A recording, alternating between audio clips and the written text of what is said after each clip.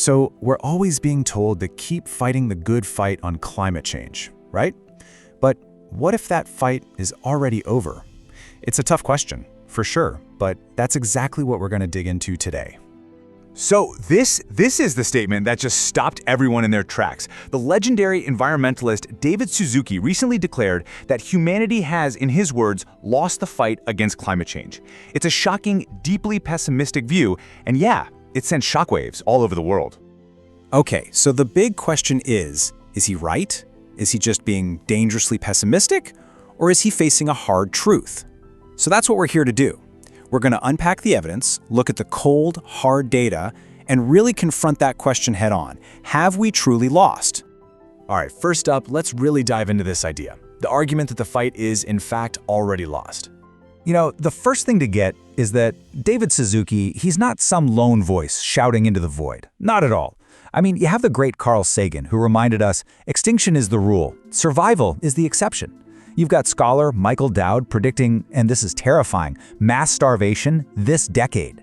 And then, maybe the most sobering one of all, the UN chief himself, Antonio Guterres, has basically admitted that overshooting that 1.5-degree target, it's now inevitable. So, how did we get to a point where the head of the UN is using words like inevitable? Well, it's a long, sad story of missed chances. Just look at this timeline. It really tells the story of decades of trying. It kicks off back in 1992, the first big treaty. Then you've got Kyoto in 97, Cancun in 2010. The world just kept coming together again and again. And then came the big one, right? The 2015 Paris Agreement. That's where we got that famous 1.5-degree goal. And yet, fast forward to 2025, and the world's leaders still couldn't agree to cut fossil fuels. It's a pattern, isn't it? A pattern of getting so close and then failing. And you know, that Paris Agreement, that's the one that really stings. That meeting in 2015 was supposed to be the moment, the day humanity finally got its act together to save itself. You could argue that before then, maybe we didn't get the full scale of the problem. But after Paris, yeah, that excuse was gone. And this slide, wow, it just lays it all out, doesn't it? The promise versus the reality. The goal was to limit warming to 1.5 degrees Celsius, our current projection where we're actually heading, somewhere between 3.5 and 4 degrees warmer. I mean, that's not just a miss, that is a catastrophic failure. Okay, so those historical failures, they're not just history. They brought us to a really alarming present. Let's take a look at our planet's current scorecard. And fair warning, it's not pretty. Let's just start with one number, 427 parts per million. That was the CO2 in the atmosphere back in June 2025, a new record. And here's what that number actually means. The last time CO2 was this high, well, it was over 3 million years ago. Sea levels were 25 meters higher, and the earliest members of our own genus, Homo, didn't even exist yet. That's the kind of geological territory we're in now. It's mind-boggling. And temperature? Well, in 2024, the world didn't just break records, it shattered them. We had 1.55 degrees Celsius above pre-industrial levels for the entire year. We didn't just tiptoe over the line from the Paris Agreement, we sprinted right past it. But here's the thing, it's not just about CO2 and temperature. Scientists have identified 9, let's call them Earth's critical life support systems. The technical term is planetary boundaries. They're what keep our planet stable and, livable for us. Think of them like the planet's vital signs. And this number, 7 out of 9, it means we have blown past the safe zone for almost all of them. So we're not just running a fever with climate change, we're destabilizing the whole system, from biodiversity to our fresh water, from our forests to our oceans. David Suzuki put it pretty bluntly. He said if we pass 1, we should be panicking. We've passed 7. So, given that scorecard, it's pretty clear Plan A didn't work. So, what's Plan B? Well, it seems the world's leaders are quietly moving to a new strategy. And let me tell you, it is an incredibly high-stakes gamble.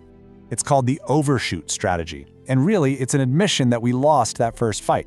The plan, essentially, is to let us blow past that 1.5-degree target, let the planet get hotter, and then, sometime later this century, use massive and mostly unproven technology to suck all that carbon back out of the sky. So, this is the new playbook. Step 1, overshoot. We let temperatures climb, maybe as high as 1.8 degrees. Step 2, go all in. Radically deploy every single tool we have, renewables, carbon capture, you name it. Step 3, get to net negative. That means we're actually pulling more CO2 out of the air than we're putting in. And the end goal? Slowly, hopefully, cool the planet back down by 2100. It's a massive, massive bet on future tech. But is it even possible? Is this just science fiction? Well, here's where we get a little glimmer of hope. The IPCC, the big international climate science body, they say, and I'm quoting here, "We have the tools and know-how required to limit warming." So the technology, they're saying it's there. And there's real data to back that up. I mean, look at this. Since 2010, the cost of solar power, wind power, and lithium batteries has just cratered. We're talking down by 85% for each of them. So making that massive switch to renewables, it's more affordable now than it has ever been. Okay, so if we have the tools, and we've known about this problem for decades, how on earth did we end up here? And that brings us to the really tricky question of who's to blame? You know, for years, the story we've been told is all about individual responsibility, right? Reduce your carbon footprint, drive less, recycle more. But then you look at the data, and the data tells a very different story. Just 20 companies are responsible for a third of all emissions in history.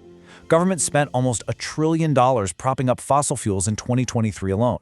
And most of the electricity generated, it isn't even used in our homes. And this might be the most important part. That whole term carbon footprint, it wasn't invented by a bunch of hippies. It was created and marketed in a huge ad campaign by the oil company BP. And why would they do that? Simple, to shift the conversation, to shift the blame, right onto us, the individuals. So, does that mean anything we do is pointless? Should we all just give up? No, not at all. But it means the purpose of our actions is different from what we've been told. The point of choosing the sustainable option, of making noise, isn't really about the few grams of carbon you save. It's about building a culture, a movement, building the political pressure that forces the massive systemic change from the corporations and governments who actually hold the reins. Okay, so let's circle all the way back to that first question. Have we lost? And, well, it depends on how you define winning. If winning meant stopping climate change in its tracks, keeping the world as it was, then yeah, that fight is over. A certain amount of pain is now baked in. It's unavoidable. But the fight isn't over. It's just changed. The new fight is about preventing the absolute worst-case scenario. It's the fight to pull our civilization back from the brink of a truly catastrophic overshoot. Remember that movie, Don't Look Up? It was a comedy, but it asked a very real question about how we react when we're staring down a crisis. So I'll leave you with this. In this new fight, who do you want to be?